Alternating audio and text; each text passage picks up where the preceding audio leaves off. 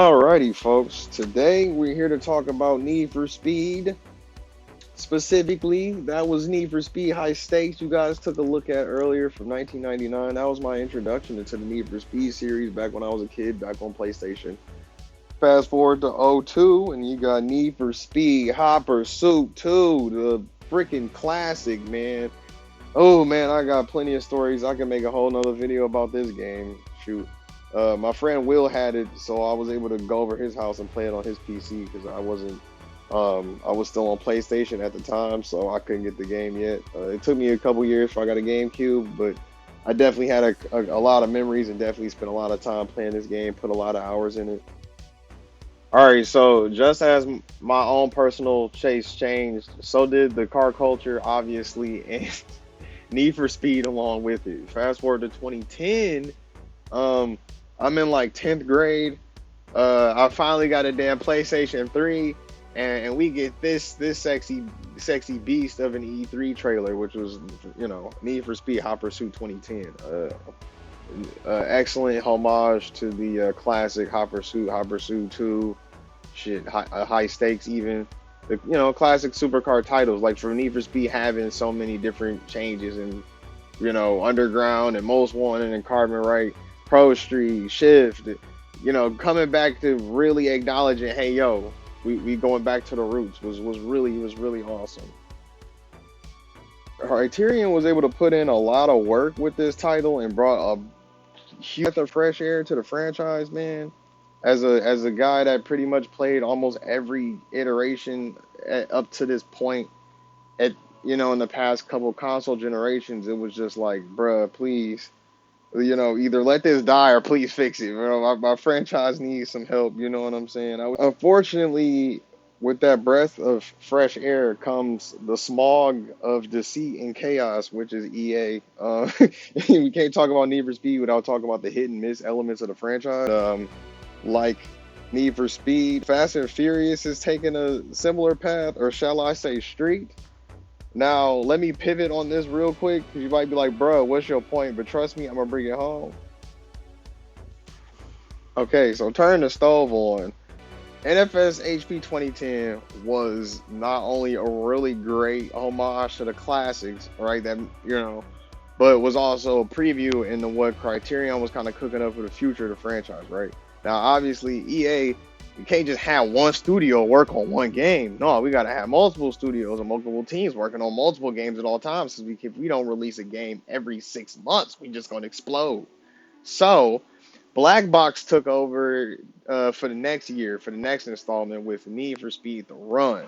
Need for Speed The Run was the 18th installment into the series, released in 2011 after Crop Pursuit.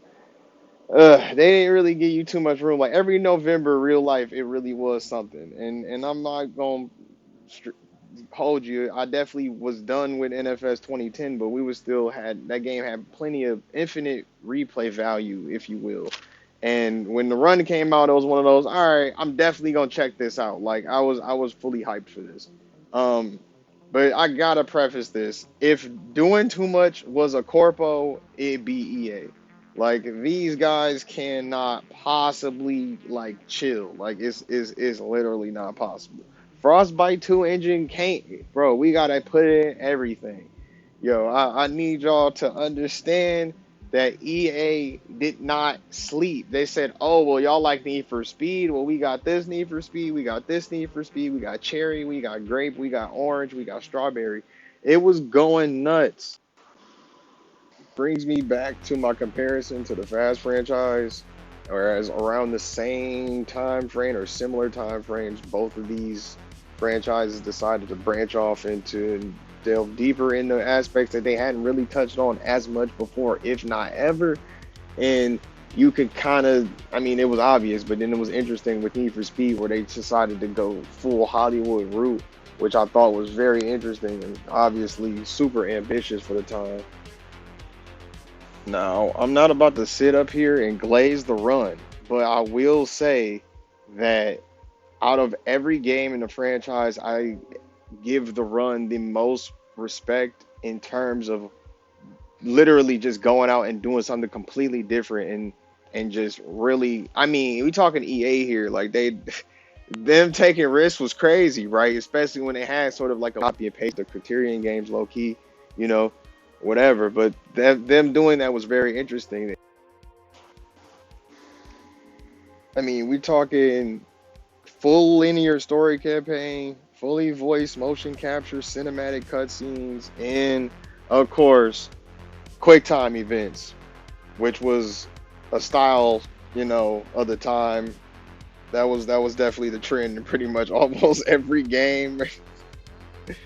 But definitely what stuck out, the icing on the cake, was the story. Like throughout all of the gameplay, throughout all the flaws, technical issues that personally I had with the game, some of my friends had with the game, all my experience playing it when I used to play that thing almost every day, was the story. By the end of that thing, I was like, damn, that was a sick experience. I can't lie. Like it was definitely worth it by the time I did it. It was worth the experience.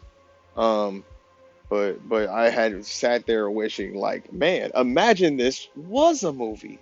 That'd be crazy, wouldn't it? Hmm.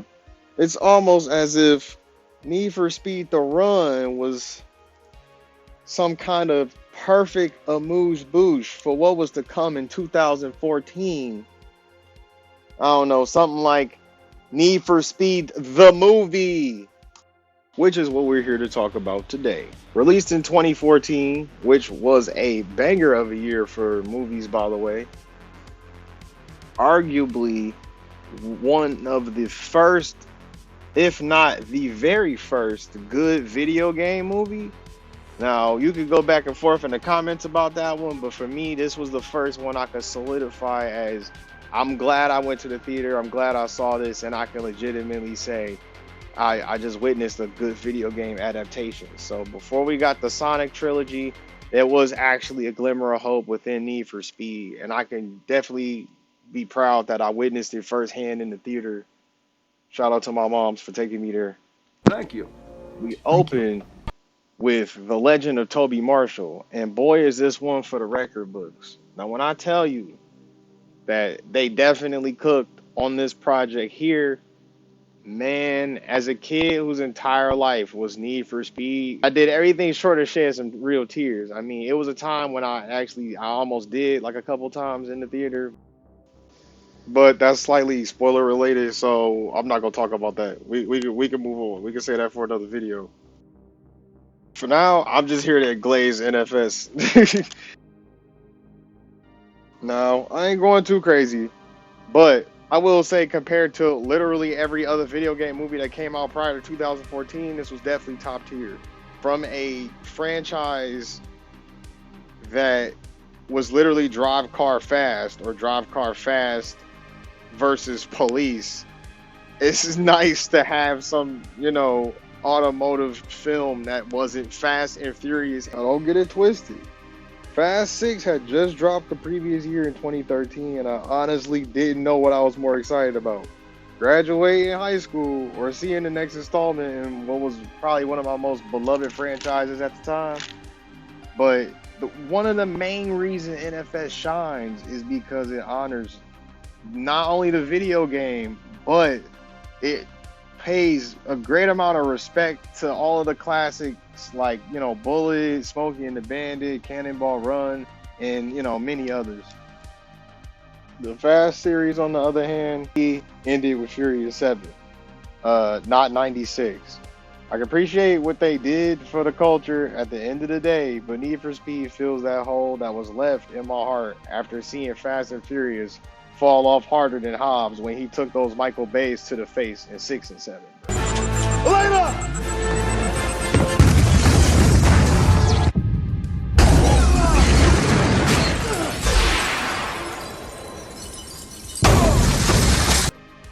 Respectfully, NFS really just, the characters actually resemble real people, and I can even remind me of people that I know in real life and moments that I've had with some of my friends that, been, whether it was car related or not necessarily. And even when this movie does blur the lines of reality, it's more of, holy shit, this is an actual game. Like, this is actually what the game is like. Like, holy shit, remember I was doing this last week with the boys online. Like, It really has moments like that spread throughout it. Man, speaking of moments, obviously it's Need for Speed, so the highlight moments are the driving sequences. In this movie, we even had Brian O'Connor on the edge of his seat.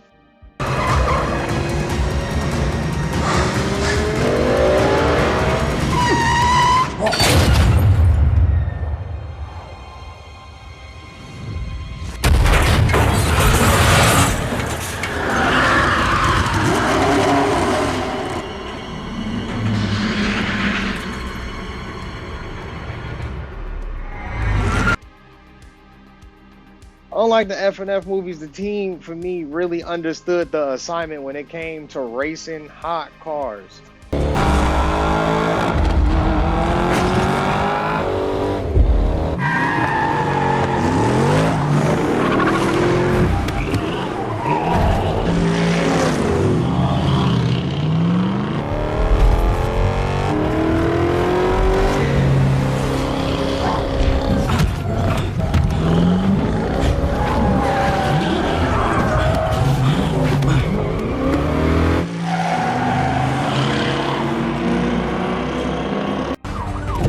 Charlie, I got eyes on the silver Mustang. I'm in pursuit westbound Jefferson. Copy 7, Charlie. We'll stop him before he gets on the 375.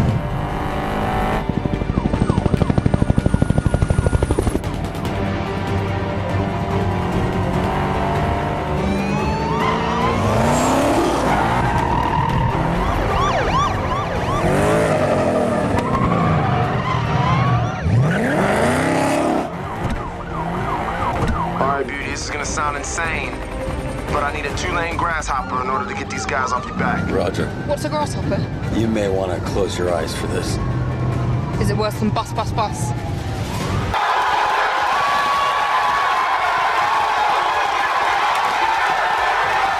Like, come on, man, that shit is gas. Like, you can't tell me this is some high octane, man.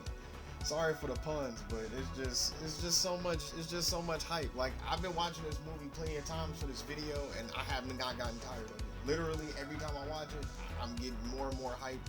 Not exaggerating, straight up.